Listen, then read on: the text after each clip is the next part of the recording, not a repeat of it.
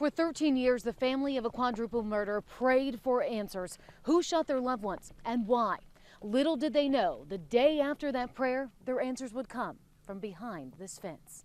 And I remember asking her, I'm like, who are you? She said, I'm Kayla Brown. Kayla Brown, the name that had been plastered on posters as a missing person out of Anderson. Where Kayla Brown and Charlie Carver are.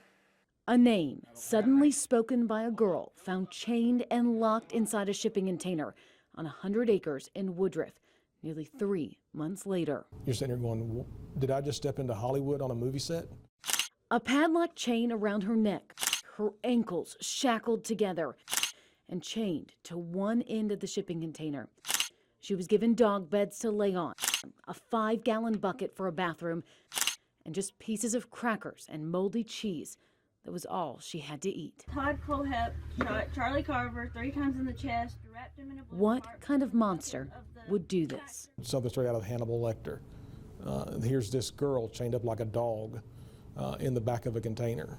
Suddenly, an investigation to find a missing couple is the key to unlocking so much more. Once we were in there and we realized the magnitude of what, started to realize the magnitude of what we were dealing with, yeah, it kind of hit home.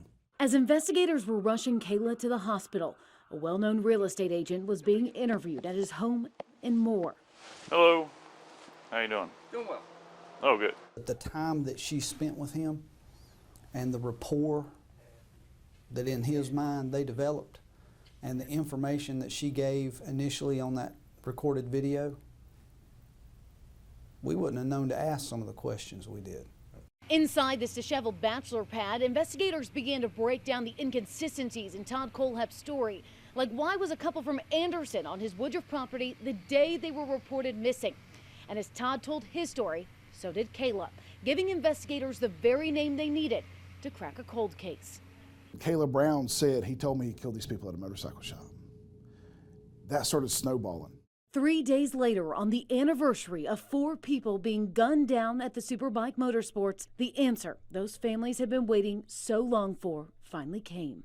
We're trying to make sure that, that we don't have a serial killer on our hands. This very possibly could be what we have. A serial killer in Spartanburg, a killer that would close a case, a killer that had walked among us for 13 years. Without her being a survivor and her survival, this would not have made it to where it is.